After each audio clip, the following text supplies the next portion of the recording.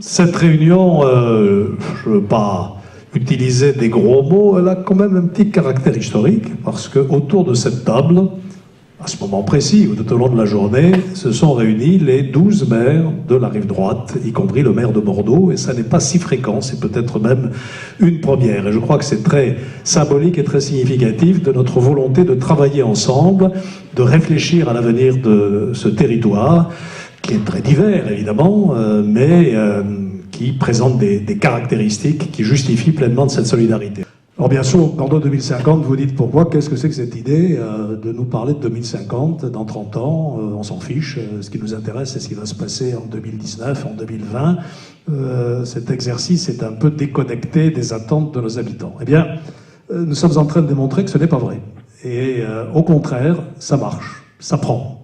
On ne va pas bâtir évidemment un projet 2050 tout ficelé, parce que si on voulait faire ça, on est sûr de se tromper. Imaginez qu'on ait fait cet exercice en 1980, par exemple. On n'aurait absolument pas pensé autant que nous passons quotidiennement sur notre téléphone portable.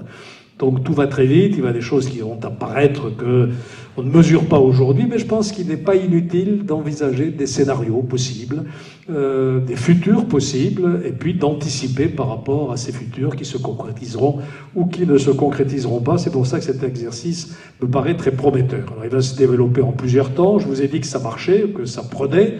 D'ores et déjà, nous avons mis en ligne un grand nombre de questionnaires. Nous avons reçu des milliers de réponses, peut-être même des dizaines de milliers de réponses. Un camion du futur se développe dans nos communes. Les maires, je l'ai dit, vont organiser à leur tour cette concertation. Et puis, nous allons avoir, dans la deuxième partie de l'année, au dernier trimestre, un certain nombre de grands rendez-vous, parce que même s'il est utile de réfléchir entre nous, c'est toujours utile aussi de faire venir de grandes consciences extérieures pour nous éclairer sur les grandes évolutions du monde qui nous attend dans les 20 ou 30 prochaines années. Voilà, donc cette démarche est lancée, et je voudrais remercier tous ceux qui l'animent avec beaucoup de conviction et beaucoup de talent. Je ne vais pas reprendre les sujets qui ont été évoqués tout à l'heure, je voudrais quand même me focaliser sur 3 ou 4 grands débats. Le premier, c'est évidemment la mobilité. Alors, comment la traiter? Je vous rappelle que nous avons adopté au sein de la métropole d'abord un plan stratégique que nous appelons le schéma des déplacements métropolitains, qui prévoit sur les 10 prochaines années des investissements massifs. Et là, je pense qu'il faut ouvrir très largement le jeu. Je vois réapparaître des partisans du métro. Pourquoi pas?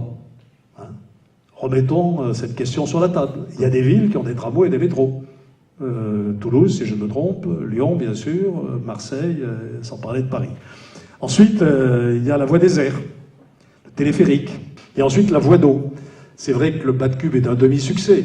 Ça marche pas mal, ça ne transporte pas beaucoup de monde. On peut peut-être faire mieux. On peut peut-être aller plus loin. Et à la fois pour les passagers et pour les marchandises, le fleuve est quand même un vecteur que nous n'utilisons pas suffisamment. Il y a le train.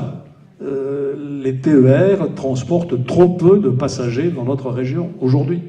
Et puis tous les modes de transport nouveaux et doux, le vélo électrique, bien sûr. Voilà, il y a toute une série de choses qui vont apparaître, peut-être les taxis volants et encore beaucoup d'autres choses. Donc il faut que nous réfléchissions à innover dans ce domaine et à ne pas nous laisser enfermer dans des modes de déplacement traditionnels.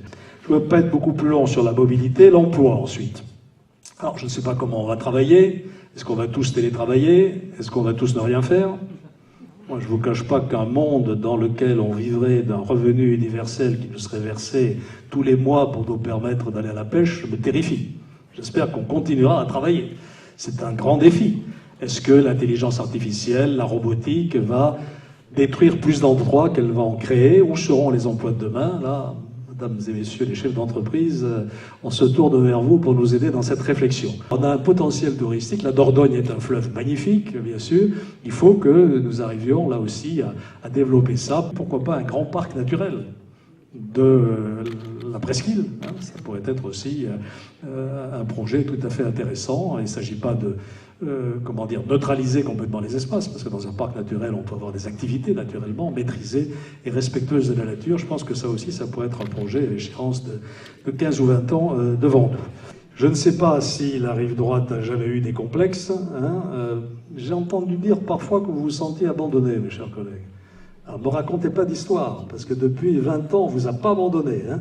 Et je suis un maire de la rive droite. On a fait le tramway, on a fait la zone franche, on a fait les grandes opérations de rénovation urbaine avec les démolitions et les reconstructions, on a fait de grands équipements, le pont Chabon, l'Arena, et la liste n'est pas close naturellement sur tout ce qui a manifesté notre attention sur la rive droite. Michel Laruchardu me parlait récemment de l'état d'esprit général des gens qui répondent à nos questionnaires. La réaction est intéressante, on est vachement bien ici, et bien on voudrait que ça dure. Et pour que ça dure, on ne voudrait pas être trop nombreux. Il y a trop de monde. Il y a trop de monde. Et ça, c'est une grande question. Qu'est-ce que c'est demain qu'une grande métropole? Jusqu'où faut-il aller en matière de développement, y compris de croissance démographique? Voilà, il y a aussi qu'est-ce que c'est que la qualité de vie dans les 10, 20, 15 années qui viennent, 30 années qui viennent, pour que nous continuions à être heureux d'habiter la rive droite, ou d'y travailler, ou d'y agir. Merci à tous.